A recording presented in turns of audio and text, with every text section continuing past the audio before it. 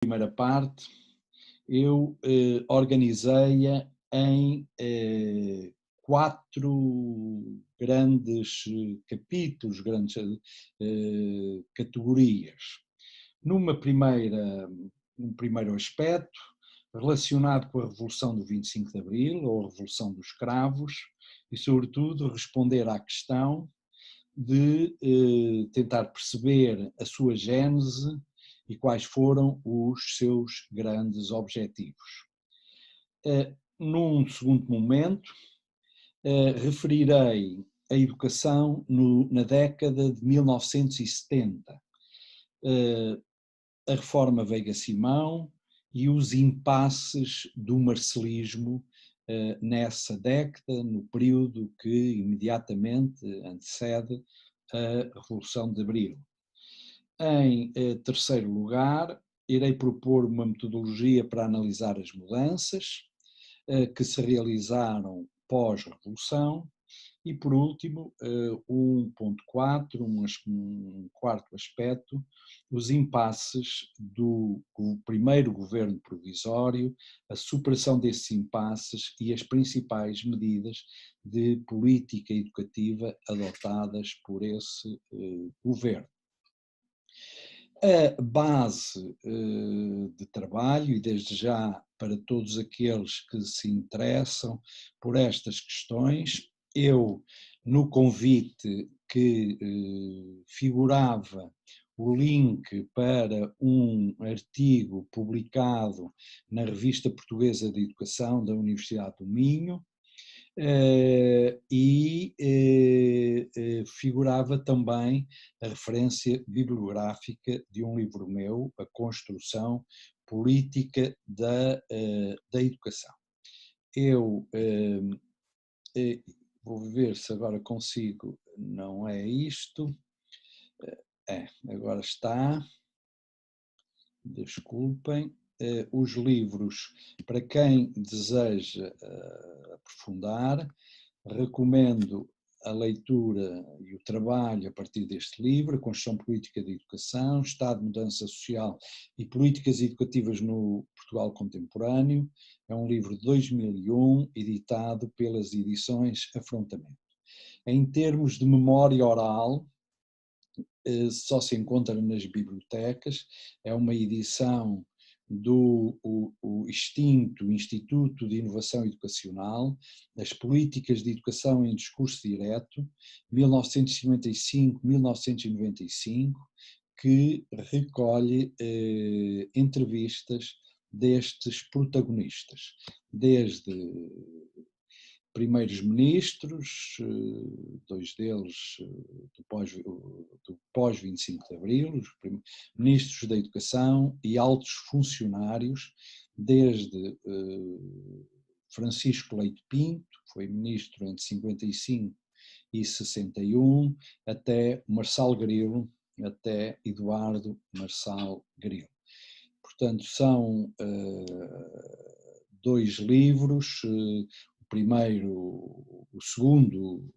o segundo apenas com a transcrição das entrevistas e com uma curta introdução de natureza metodológica, o primeiro livro que responde a 2 questões sobre as raízes do atraso educativo português e sobre a rápida expansão da escola de massas no pós-Segunda Guerra Mundial. Portanto, há também alguns artigos dispersos. Eu, por exemplo, há um número da revista Educação, Sociedade e Culturas, o número 11, penso que estão a ver aqui a capa, o número 11, que podem ir buscar à internet, foi dedicado aos 25 anos da Revolução de Abril e tem um conjunto de textos, entre os quais um meu, que aliás servirá de guia principal para aquilo que eu irei dizer. Vocês podem ir buscar à internet este texto que está disponível para todos nós.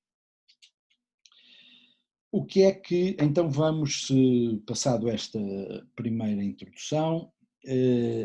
abordar a primeira parte, o que é que a Revolução do 25 de Abril, ou dos escravos, eu presumo que todos sabem porque é que se chama dos escravos, mas aqui para os mais novos, e porque é que a própria fotografia que eu escolhi com uma criança e um cravo na arma, portanto na G3, esta, penso que estão a ver, deixem ver se compartilhar.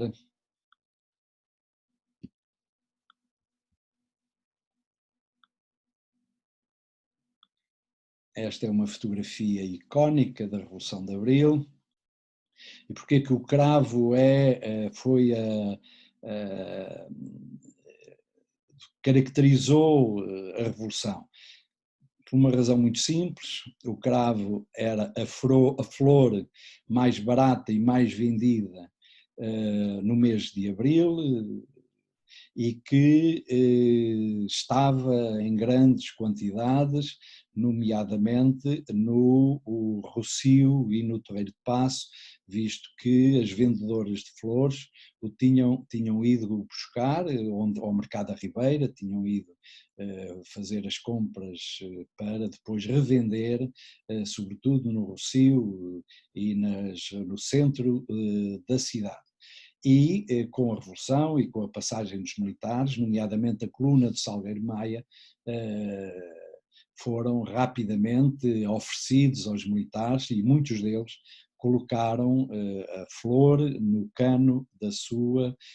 metralhadora, da sua espingarda metralhadora, as G3, portanto a arma principal do exército português e usada nomeadamente no teatro de operações durante a Guerra Colonial e todas as suas atividades. E por isso, hoje mesmo internacionalmente, a Revolução Portuguesa é sempre designada como a Revolução dos Escravos. Mas, passado isto, e sobretudo para os mais jovens, poucos momentos têm de abordar a simbologia destes momentos marcantes da vida portuguesa, responder à questão: o que é que esteve na gênese da Revolução Portuguesa, o que é que esteve na gênese do movimento militar, do golpe de Estado militar, que vai derrubar um regime que tinha 48 anos, também implantado em 1926 a partir de um movimento militar. A síntese, a principal interpretação, e aqui há não direi um total entendimento, mas um enorme consenso, de considerar que a revisão constitucional de 1971 e a confirmação de Américo Tomás como candidato único às, entre aspas, eleições presidenciais de 1972 significou, portanto, estes dois acontecimentos, ou significaram o fechamento de todas as hipóteses, mesmo as mais remotas, de transição legal do regime, isto é, no quadro das instituições criadas pelo Estado Novo. Dessa impossibilidade de transição, como aliás, por exemplo, aconteceu em Espanha, o franquismo transitou para a democracia sem a existência de um ato de ruptura, depois podemos discutir o conceito de revolução, mas, portanto, esta revisão constitucional de 1971 e a confirmação de Américo Tomás, sem, por exemplo, alguns setores na altura movimentaram-se para que Marcelo Caetano fosse o candidato e que abrisse para um presidente do Conselho liberal que conduzisse a uma liberalização controlada do regime. Tendo isso não se verificado, vários setores, nomeadamente diversos setores militares, perceberam que era impossível uma transição no quadro do regime. Isso também associado a um desgaste muito grande nas frentes de guerra, particularmente em Angola, Moçambique e muito especialmente na Guiné-Bissau, onde militarmente a situação era muito, muito complicada e, digamos, do ponto de vista militar já muito equilibrado, nomeadamente quando o PIGC adquiriu mísseis terra-ar que lhe permitiram equilibrar a relação de forças, nomeadamente porque aviões e helicópteros deixaram de estar operacionais nessa guerra. E é nesse contexto que um general de alta patente, António Spínola, que na altura era vice-chefe de Estado-Maior General das Forças Armadas e que tinha sido também o cabo de guerra principal na Guiné-Bissau, publicou um livro, Portugal e o Futuro, onde reconhecia, este livro, cuja capa é esta, onde reconhecia que não havia solução militar para a guerra em África. Este é um contexto, mas quem vai dar o passo decisivo não vão ser as altas patentes.